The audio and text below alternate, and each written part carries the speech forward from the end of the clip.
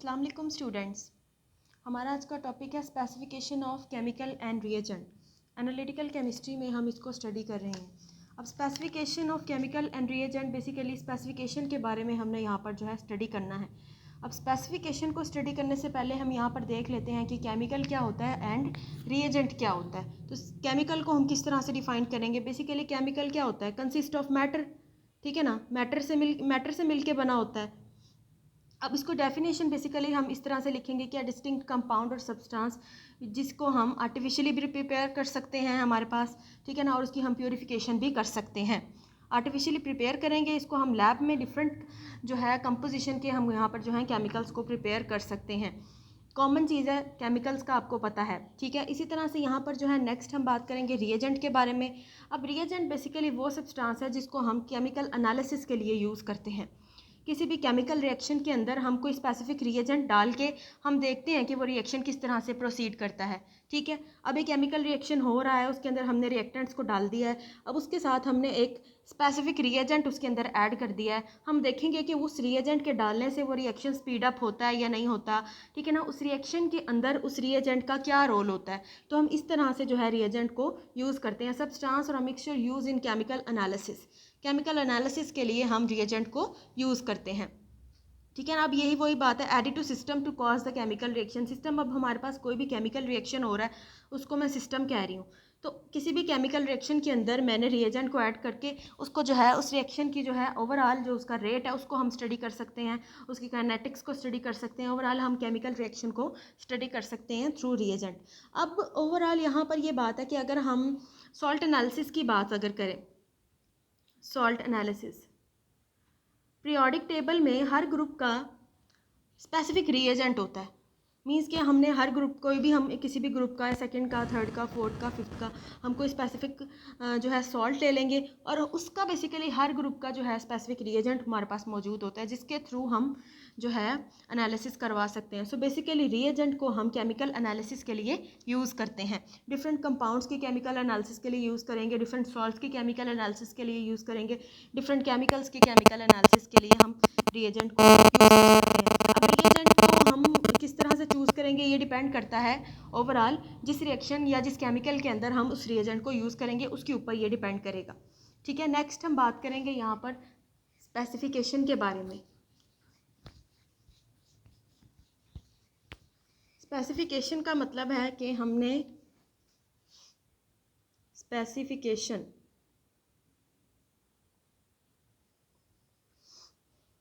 इसका बेसिकली इस तरह से हम डिफाइन करेंगे, act of identifying something precisely,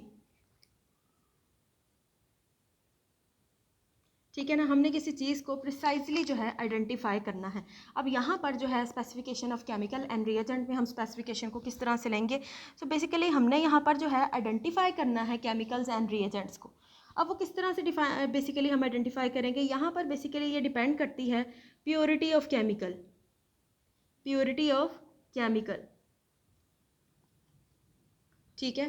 purity की बात करेंगे, यहाँ पर हम स्पेसिफिक ग्रेड्स की बात करेंगे, ग्रेड्स ऑफ केमिकल्स। स्पेसिफिकेशन इन दो चीज़ों पर जो है डिपेंड करती है। अब जो बेसिक कॉन्सेप्ट है specification of chemical and reagent का वो ये है कि अब आपको पता है कि हम लैब के अंदर केमिकल्स को यूज़ करते हैं, हम इंडस्ट्रीज़ के अंदर डिफरेंट केमिकल्स को यूज़ करते हैं, हम फूड बनाने के लिए केमिकल्स को यूज़ करते हैं, ठीक है, हम मेडिसिन्स बनाने के लिए केमिकल्स को यूज़ करते हैं। तो होगा ये कि हमारे पास यहाँ पर, मैं यहाँ पर एक एक केमिकल ले लेती हूँ। फॉर एग्जाम्पल मेरे पास यहाँ पर जो है अल्कोहल है, ठीक है ना। अब अल्कोहल जो हम लैब में यूज़ करते हैं या फिर वो अल्कोहल जो कि हम मेडिसिन में यूज़ करते हैं, उसकी आपस में जो है प्योरिटी का बहुत ज़्यादा फ़र्क होता है। लैब के अंदर जो हम केमिकल या अल्कोहल यूज़ कर रहे हैं उसकी प्योरिटी कम होती है, ठीक है। इसी तरह से जब हम मेडिसिन के अंदर यूज़ कर रहे हैं, मेडिसिन में हम अल्कोहल यूज़ करेंगे, उसकी प्योरिटी ज़्यादा होती है। तो ओवरऑल बात यह है कि हमने जो है स्पेसिफिक जो प्योरिटी है केमिकल्स की उसको चेक करना है। अगर तो हमारे पास लेस प्योर है या फिर हमारे पास इम्प्योर जो केमिकल मौजूद है उसको हम फूड इंडस्ट्री में यूज़ नहीं कर सकते, उसको हम मेडिसिन इंडस्ट्री में यूज़ नहीं कर सकते। मेडिसिन में और फूड प्रिपरेशन के लिए हम उन्हीं केमिकल्स को यूज़ करेंगे जिनकी प्योरिटी हायर होगी, ठीक है। और जो लेस प्योरिटी वाले केमिकल्स होंगे उसको हम यहाँ पर सिंपली एनालिटिकल टेक्निक्स के लिए यूज़ कर सकते हैं, या फिर हम एजुकेशनल पर्पस के लिए उन चीज़ों को, उन केमिकल्स को यूज़ कर सकते हैं। So overall specification of chemical and reagent का ये कॉन्सेप्ट है कि हमने जो है स्पेसिफिक केमिकल्स को फूड इंडस्ट्री में यूज़ करना है, मेडिसिन में यूज़ करना है, जो कि जिनकी प्योरिटी ज़्यादा है, ठीक है ना। अब वो केमिकल्स, या फिर यहाँ मैंने यहाँ पर अल्कोहल की एग्जांपल लिया, जो अल्कोहल लेस प्योर होगा, जिसकी प्योरिटी चलो 50% प्योर होगा, तो उसको तो हम, जाहिर सी बात है कि हम मेडिसिन में तो यूज़ नहीं कर सकते। मेडिसिन के लिए तो हमें अबव 95% तक प्योर अल्कोहल चाहिए। तो ओवरऑल जिनकी प्योरिटी कम होगी उनको हम मेडिसिन में या फूड के अंदर यूज़ नहीं कर सकते, और प्योरिटी ज़्यादा होगी तो हम उसको तभी, उस सूरत में हम उसको जो है मेडिसिन में यूज़ करेंगे। सो ओवरऑल जो है specification of chemical and reagent depend करती है प्योरिटी ऑफ केमिकल्स पे, प्योरिटी ऑफ रिएजेंट्स पे, ठीक है। और यहाँ पर हमारे पास ग्रेड्स ऑफ केमिकल का मतलब है कि हायर ग्रेड का मतलब होगा कि हाईएस्ट प्योरिटी, लो ग्रेड का मतलब होगा लोएस्ट प्योरिटी, ठीक है ना। तो अब नेक्स्ट हमने यहाँ पर जो है बारी बारी जो है स्टैंडर्ड ग्रेड्स को स्टडी करना है जो कि केमिकल्स के बारे में पाए जाते हैं। ये हमारे पास यहाँ पर जो है बेसिक कॉन्सेप्ट है स्पेसिफिकेशन का, specification of chemical and reagents, कि हमने स्पेसिफिक केमिकल जिनकी प्योरिटी ज़्यादा है उसको ही हम जो है फूड इंडस्ट्री में या मेडिसिन इंडस्ट्री में यूज़ कर सकते हैं। कम प्योरिटी वाली ऑब्वियस सी बात है कि हम उसको जो है मेडिसिनल पर्पस के लिए यूज़ नहीं कर सकते। अब हमारे पास यहाँ पर नेक्स्ट है कि हमने कॉमन ग्रेड्स फॉर केमिकल, उनको स्टडी करना है। Common grades for chemicals and reagents, highest से lower, from highest to lower।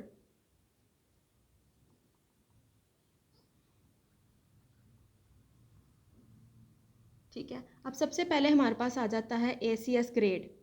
ACS grade basically ACS grade के केमिकल्स, ठीक है। अब ACS ग्रेड का केमिकल्स मतलब कि हमारा ACS बेसिकली एब्रीविएशन है American chemical society, American chemical society. अब ACS ग्रेड के जो केमिकल्स होंगे उनकी प्योरिटी अबव 95% होती है, ठीक है। अब अबव 95% है तो इसका मतलब है कि इनकी प्योरिटी बहुत ज़्यादा है, हायर प्योरिटी है, ठीक है।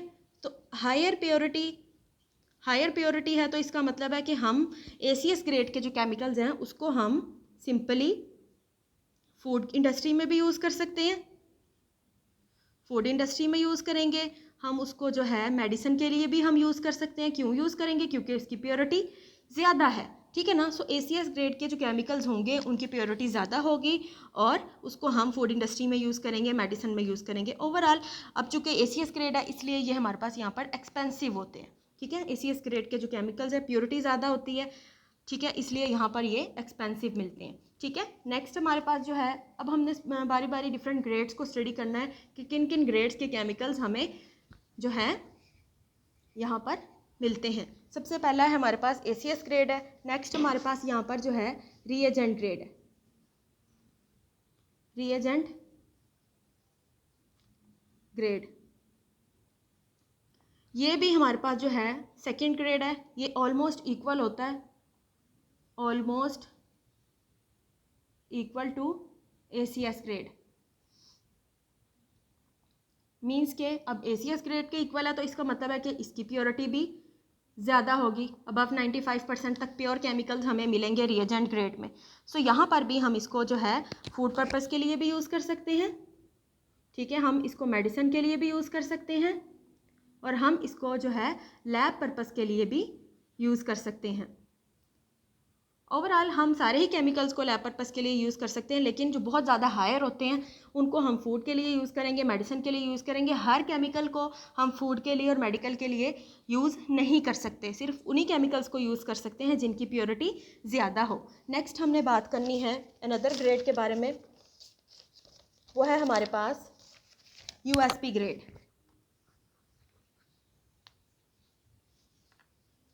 USP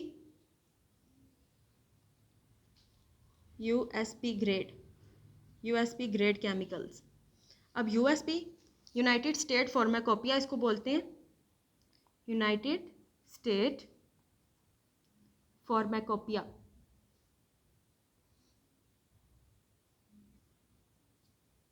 अब इसके जो केमिकल्स होते हैं उनकी प्योरिटी भी ज़्यादा होती है, हायर प्योरिटी होती है, ठीक है, हायर प्योरिटी होती है। अब इन केमिकल्स को भी हम जो है फूड पर्पस के लिए भी यूज़ कर सकते हैं, फूड के लिए भी यूज़ कर सकते हैं, मेडिसिन के लिए भी यूज़ कर सकते हैं, एंड जो है लैब पर्पस के लिए भी इसको जो है यूज़ किया जा सकता है, यूएसपी ग्रेड केमिकल्स को, ठीक है। इनकी भी प्योरिटी ज़्यादा है, इसकी भी प्योरिटी ज़्यादा है। नेक्स्ट हमने जो टाइप डिस्कस करनी है वो है हमारे पास लेबोरेटरी ग्रेड केमिकल्स।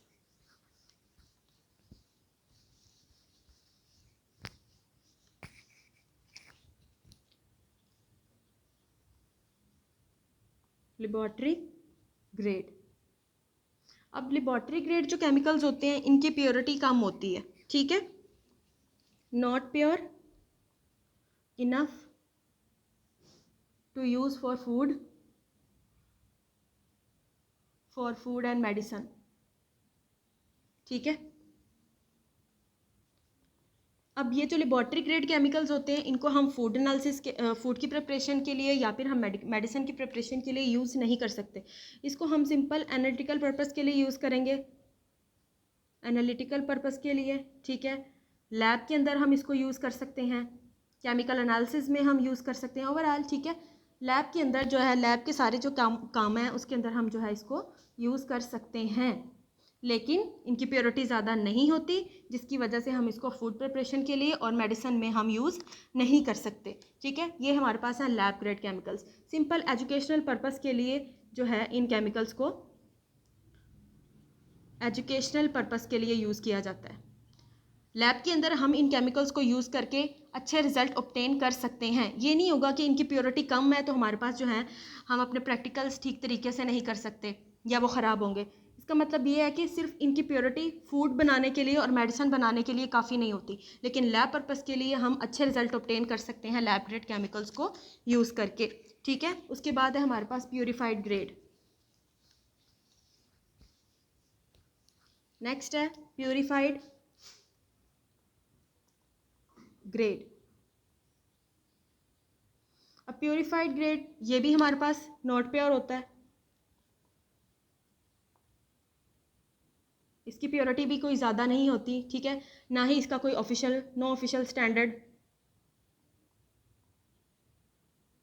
इसको भी हम यहाँ पर जो है एजुकेशनल पर्पस के लिए यूज़ करेंगे, ठीक है, एजुकेशनल पर्पस के लिए हम यहाँ पर जो है यूज़ करेंगे। लैब के अंदर हम इनको यूज़ कर सकते हैं, ठीक है, लैब के अंदर इसको यूज़ करके हम अच्छा रिजल्ट ऑब्टेन कर सकते हैं, ठीक है। एनालिटिकल इंस्ट्रूमेंट्स में हम इसको यूज़ कर सकते हैं, इंस्ट्रूमेंट्स, लेकिन फूड के लिए, फूड प्रिपरेशन के लिए और मेडिसिन के लिए हम प्योरीफाइड ग्रेड के केमिकल्स को यूज़ नहीं कर सकते क्योंकि इनकी प्योरिटी बहुत कम होती है। लास्ट है हमारे पास technical grade. Technical grade chemicals, अब ये जो टेक्निकल ग्रेड केमिकल्स हैं ये भी हमारे पास प्योर नहीं होते, इसको भी हम not use for food and medicine, ठीक है, इसको भी हम इंडस्ट्री में, अच्छा जी, इसको भी हम लैब में यूज़ कर सकते हैं, इसको हम इंडस्ट्रियल पर्पस के लिए यूज़ कर सकते हैं।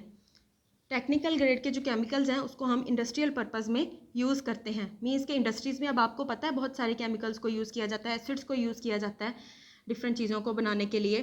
सो इसको हम यहाँ पर जो है इंडस्ट्रीज़ में यूज़ करेंगे। टेक्निकल ग्रेड केमिकल्स का इंडस्ट्रीज़ में बहुत ज़्यादा यूज़ किया जाता है, इसके अलावा हम लैब में भी इसको यूज़ कर सकते हैं प्रैक्टिकल्स करने के लिए, ठीक है, लेकिन बस हम इसको फूड प्रिपरेशन और मेडिसिन के लिए यूज़ नहीं कर सकते, ठीक है। इन एनालिटिकल इंस्ट्रूमेंट्स में यूज़ किया जा सकता है इन केमिकल्स को। प्योरिटी ज़्यादा ना होने की वजह से हम इसको फूड में यूज़ नहीं कर सकते और मेडिसिन में यूज़ नहीं कर सकते। अब इंडस्ट्रियल स्केल में किस तरह से यूज़ होंगे, अब इंडस्ट्रीज़ में हमारे पास जो है बहुत सारी मशीनों ने वर्क करना होता है, उनकी वर्किंग के लिए हम केमिकल्स को यूज़ कर सकते हैं, ठीक है। अब डायरेक्टली इंडस्ट्रीज़ में हमारे पास बहुत ज़्यादा केमिकल को हम डायरेक्टली, अगर हमारे पास कोई फूड इंडस्ट्री है तो डायरेक्टली हमें जो है वो केमिकल नहीं प्रोवाइड करती, ठीक है। प्रिपरेशन के अंदर डिफरेंट मेथड्स के अंदर वो जो है इंडस्ट्रीज़ इन केमिकल्स को यूज़ कर सकती है। तो टेक्निकल ग्रेड के जो केमिकल्स हैं उसको इंडस्ट्रीज़ में यूज़ किया जाता है।